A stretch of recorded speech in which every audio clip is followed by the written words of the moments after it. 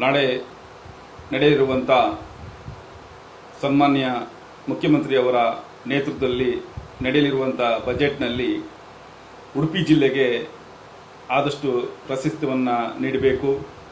ಇವತ್ತು ಉಡುಪಿ ಜಿಲ್ಲೆಯಲ್ಲಿ ಮೀನುಗಾರಿಕೆ ನಂಬಿಕೊಂಡು ಬಂದಂಥ ಕುಟುಂಬ ಹೆಚ್ಚಾಗಿದೆ. ಇವತ್ತು ಮೀನುಗಾರಿಕೆ ಸಂಪೂರ್ಣ ಕುಸಿತವನ್ನು ಕಂಡಿದೆ.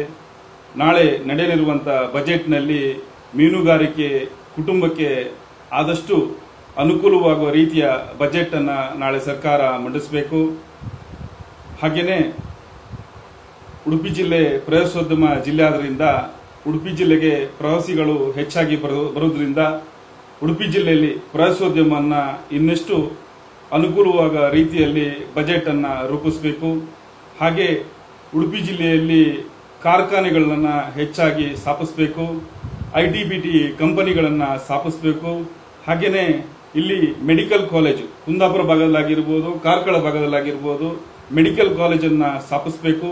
ಹಾಗೆಯೇ ಬ್ರಹ್ಮಾವರ ಪುರಸಭೆಯನ್ನು ಈ ಒಂದು ಬಜೆಟ್ನಲ್ಲಿ ಅನುಮೋದನೆಯನ್ನು ನೀಡಬೇಕು.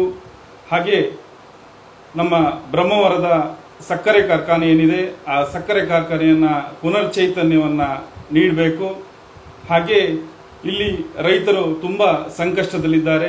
ಆ ರೈತರಿಗೆ ಆದಷ್ಟು ಒಂದು ಪ್ಯಾಕೇಜ್ ಅನ್ನು ಕೊಟ್ಟು ರೈತರಿಗೆ ಉಡುಪಿ ಜಿಲ್ಲೆಯಲ್ಲಿ ರೈತರಿಗೆ ತುಂಬ ಸಂಕಷ್ಟದಲ್ಲಿರುವುದರಿಂದ ಆ ರೈತರಿಗೆ ಅನುಕೂಲವಾಗುವ ರೀತಿಯನ್ನ ಸನ್ಮಾನ್ಯ ಮುಖ್ಯಮಂತ್ರಿಗಳು ಬಜೆಟ್ ಅನ್ನ ನೀಡಬೇಕಂತ ಸನ್ಮಾನ್ಯ ಮುಖ್ಯಮಂತ್ರಿಯವರ ಹತ್ರ ನಾನು ವಿನಂತಿಯನ್ನ ಮಾಡ್ತಾ ಇದ್ದೇನೆ.